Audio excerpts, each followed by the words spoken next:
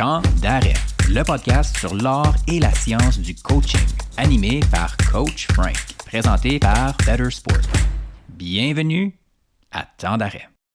Puis donc, ça fait quelques fois que tu touches au fait qu'il y a des différences dans, justement, par rapport aux adolescents. C'est quoi ces différences-là? Tu sais, parce que quand on se parlait il y a déjà un petit bout, j'étais comme, tu quoi, c'est logique qu'il y ait des différences, mais je m'y étais jamais vraiment attardé au fait qu'il y avait des différences. C'est quoi ces différences-là, justement, entre les adultes puis les adolescents? Ben, on sait que le sommeil, c'est quelque chose qui évolue pendant toute notre vie. Donc, à partir du moment où on est, puis on sait très bien qu'un enfant, un nouveau-né, ça dort pas comme un adulte. Ça serait bien, hein? Je pense que tu le vis présentement. Ça fait un mois que je me rappelle de tout ça. Je l'avais oublié, mais là, je m'en rappelle très bien. Exactement. Donc, et effectivement, un enfant a besoin de plus de sommeil qu'un adulte. Et ce qu'on sait aussi, c'est que à l'adolescence, en fait, ce qu'on sait, c'est que les adolescents ont besoin de plus de sommeil qu'un adulte. Donc, on recommande à un adulte de dormir 7 heures et plus. Chez les adolescents, on recommande que les adolescents dorment entre 8 et 10 heures de sommeil environ.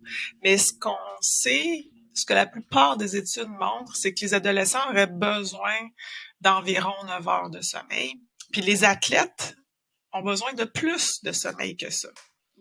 Donc, et un des changements qui se produit à l'adolescent, et ça c'est connu maintenant là, depuis vraiment plusieurs années, c'est que au-delà de l'évolution du besoin de sommeil, il y a des changements dans l'horloge biologique, dans les rythmes biologiques. Donc, ce qu'on appelle les rythmes circadiens. Et ce changement-là, ce qui fait en sorte, c'est que l'horloge biologique va être décalée. Il y a vraiment un décalage qui va faire en sorte que les adolescents vont devenir ce qu'on appelle des types du soir. Puis je pense que tu avais eu un peu cette conversation-là précédemment avec mon collègue Jonathan Charret, avec qui je travaille sur des projets présentement, où on a certains individus, selon certaines préférences, vont être plus ce qu'on appelle des types de soir, des types du matin, puis ça, on retrouve ça dans la population générale. Je dirais qu'à peu près la moitié des gens vont être ce qu'on appelle des types neutres, donc pas nécessairement type du matin, type neutre, puis le reste de la population, on va distribuer comme étant type du soir ou type du matin. Donc, les types du soir, c'est des gens qui fonctionnent mieux le soir, sont plus efficaces en fin de journée, et puis le lever le matin est un petit peu plus difficile. On est plus là le matin, on aime ça snoozer, on sent pas trop de bonne humeur quand on se lève, le lit est confortable le matin.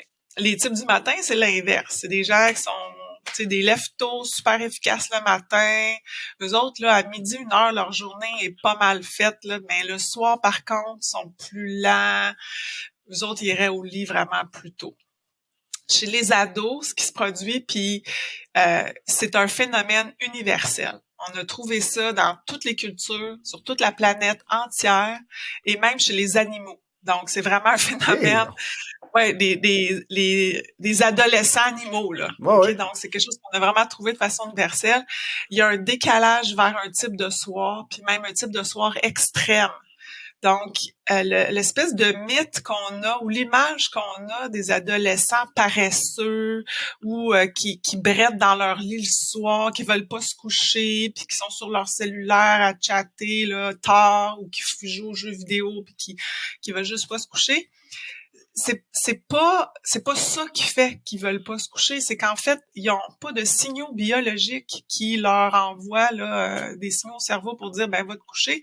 C'est vraiment au niveau physiologique, leur corps est décalé. Ils n'ont pas de signaux qui leur disent qu'il faut qu'ils aillent se coucher. Puis on parle d'un délai moyen de 2 heures. Donc leur corps est fait naturellement pour aller se coucher vers 11 heures, minuit, se lever le matin vers 8 heures le matin. Wow. Donc, ça devrait être normalement ce rythme-là. Puis on dit que ça peut commencer aussitôt que vers l'âge de 10 ans, 11 ans. OK. Donc, ça peut commencer très tôt. La moyenne, c'est vers 12 ans.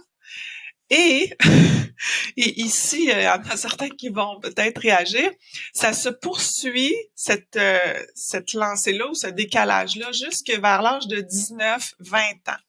Donc, ça se poursuit vraiment très tard.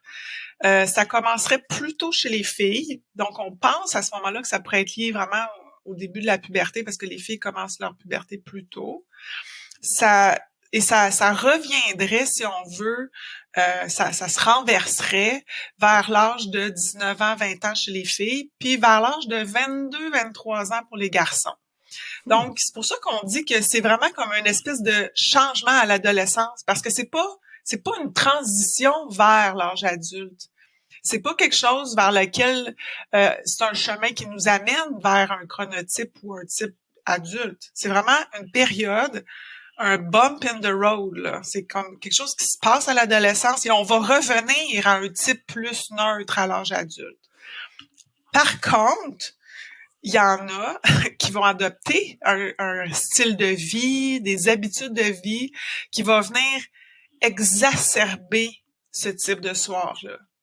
Donc, les jeunes vont se mettre, comme tu disais tantôt, à consommer des boissons énergisantes, à jouer à des jeux vidéo tard le soir. Puis tout ça, ça vient exacerber ce type de soir-là.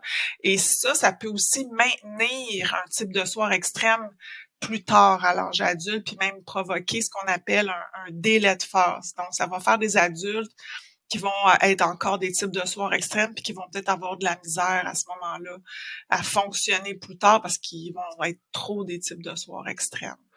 Et tu parles de tout ça.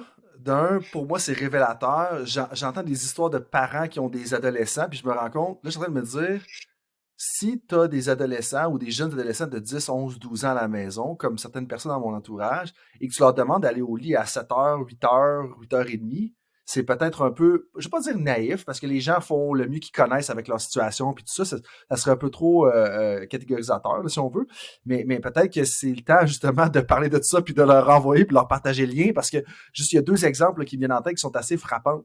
Mais la question qui me trotte dans la tête,